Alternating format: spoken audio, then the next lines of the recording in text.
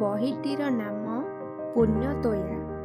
ଏହା ଏକ ଉପନ୍ୟାସ ଅଟେ। ଏହାକୁ ଲେଖିଛନ୍ତି ଲେଖିକା ପ୍ରତିଭା ରାୟ। ବହିଟିର ପ୍ରକାଶକ ହେଉଛନ୍ତି ଆଦ୍ୟା ପ୍ରକାଶନ। ଏହି ବହିଟିର ପ୍ରଥମ ପ୍ରକାଶ 1979 ମସିହାରେ ହୋଇଥିବା ବେଳେ ଏହାର ପଞ୍ଚଦଶ ସଂସ୍କରଣ 2020 ମସିହାରେ ହୋଇଥିଲା। ଲେଖିକା ପ୍ରତିଭା ରାୟଙ୍କ ଦ୍ୱାରା ଲିଖିତ ଏହି ପୁଣ୍ୟତୋୟା ଉପନ୍ୟାସଟି ସମୁଦାୟ 278 ପୃଷ୍ଠା ବିଶିଷ୍ଟ। ବହିଟି ବିଷୟରେ କିଛି ଜାଣିବା ପୂର୍ବରୁ ପ୍ରଥମେ ଲେଖିକା ଡକ୍ଟର ପ୍ରତିଭା ରାୟଙ୍କ ବିଷୟରେ କିଛି ଜାଣିବା। ଜୀବନର ନାନ୍ଦନିକ ମୂଲ୍ୟବୋଧର ଭାବ ବିସ୍ତାରରେ, ବହୁ ପରମ୍ପରା ଐତିହ୍ୟ ସମୃଦ୍ଧ ସାମାଜିକ ପ୍ରେକ୍ଷାପଟର ଗରିମା ପ୍ରଦର୍ଶନରେ, କାଳ ଓ କଳାରୁ ଉତ୍ତୀର୍ଣ୍ଣ ସ୍ୱୟଂ ସମୃଦ୍ଧ କୀର୍ତ୍ତିରାଜିର ଗୌରବ ପ୍ରତିଷ୍ଠାରେ ତାଙ୍କର ସ୍ରଷ୍ଟାପଣ ଧୁରୀଣ ଓ ସମୁଜ୍ଜ୍ୱଳ। ମାନବୀୟ ଆକାଂକ୍ଷା ଓ ଅସହାୟତା ପ୍ରତି ସେ ସମ୍ବେଦନଶୀଳ। ସେ ମଧ୍ୟ ମାନବିକତାର ସଗୌରବ ଉଦ୍ଘୋଷକ। ରୁଚିଶୀଳ ଆବେଗ, ତର୍କସିଦ୍ଧ ଦର୍ଶନ, ମନନଧର୍ମୀ ବ୍ୟାଖ୍ୟା ତାଙ୍କ ବିପୁଳ କଥାଶିଳ୍ପର ସୃଜନଶୀଳ ସୃଷ୍ଟିଭୂମିକୁ ପରିପ୍ଲାବିତ କରେ। ଆଞ୍ଚଳିକ ସୀମାବଦ୍ଧତାକୁ ଅତିକ୍ରମ କରି ସେ ଆନ୍ତର୍ଜାତିକ ଜୀବନ ପରିସରରେ ବ୍ୟକ୍ତି ଓ ସମଷ୍ଟିର ଭାବବନ୍ଧନକୁ ଚିହ୍ନାଇବାକୁ ତତ୍ପରତା ପ୍ରକାଶ କରିଛନ୍ତି।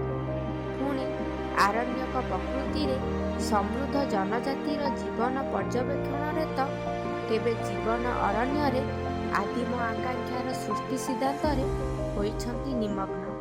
ସୃଷ୍ଟିର ବିଭବଶାଳିନୀ ଓ ସୁଷମାମଣ୍ଡିତ ରୂପ ବୈଭବ ଜୀବନ ଜଗତର ସତ୍ୟ ପ୍ରକାଶରେ ଯେପରି ଅକୁଣ୍ଠଚିତ, ସେହିପରି ରୀତି ନୀତି ଆଦର୍ଶର ପରିଶୋଭନରେ ଲଳିତ, ମଧୁର, ରମଣୀୟ ଓ ମହକିତ। ସ୍ରଷ୍ଟାଙ୍କ ସୃଜନଶୀଳ ଭାବଭୂମିରେ ଉପନ୍ୟାସ ହେଉଛି ଭିତ୍ତିଭୂମି। ଭ୍ରମଣ କାହାଣୀ, ପରିବ୍ୟାପ୍ତ ନୀଳାକାଶ ଓ ଗଳ୍ପ ସମୂହ ଉଜ୍ଜ୍ୱଳ ନକ୍ଷତ୍ରମାଳା।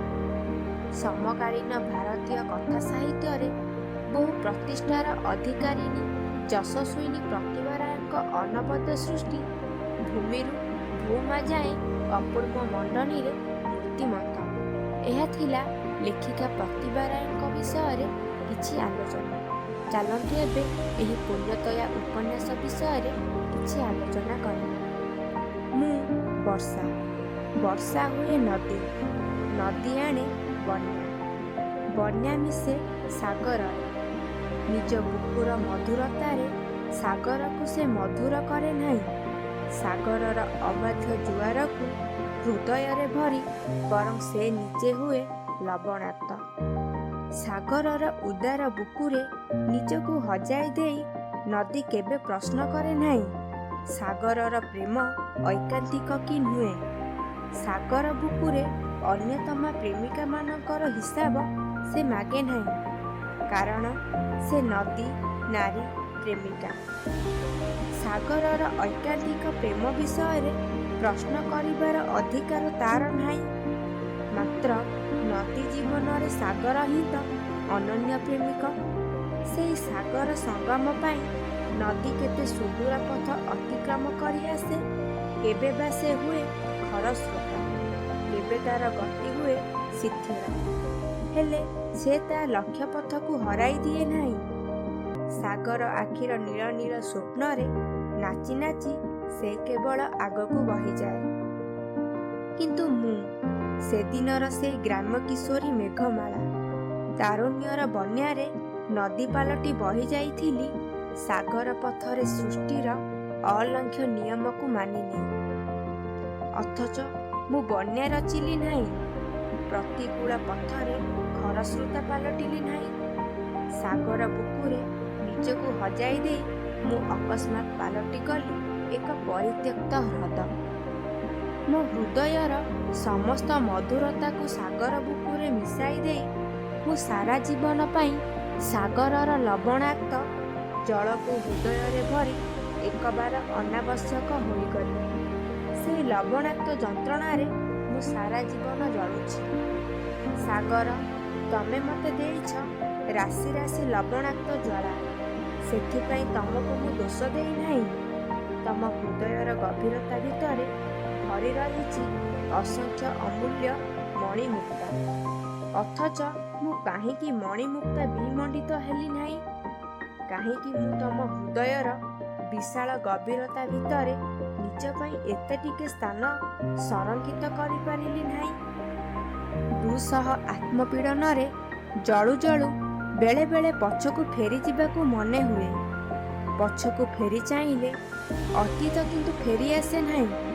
ତଥାପି ବାରମ୍ବାର କାହିଁକି ମୁଁ ଫେରିଯାଏ ନିଷ୍ଠୁର ବାସ୍ତବତାର ଶୂନ୍ୟ ବେଳାଭୂଇଁରୁ ଅତୀତର ସେହି ସ୍ୱପ୍ନଭିଜା ଶ୍ୟାମଳିମା ଭିତରକୁ।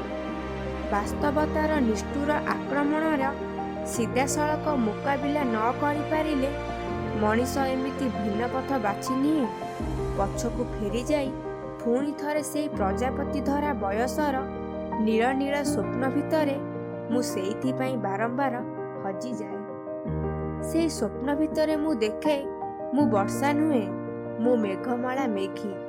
ସେଦିନର ସେଇ ନିବୃତ୍ତ ପଲ୍ଲୀ ଗାଁର ଅବୁଝା କିଶୋରୀ ଝିଅଟି। ଏହା ଥିଲା ଏହି ଉପନ୍ୟାସ ବିଷୟର କିଛିଟା ଅଂଶ। ଯଦି ଏ ବହିଟିକି ଅର୍ଡ଼ର କରିବାକୁ ଚାହୁଁଛନ୍ତି ତେବେ ଆମ ୱେବସାଇଟ୍ odisasub.com କୁ ଭିଜିଟ୍ କରନ୍ତୁ। Thank you.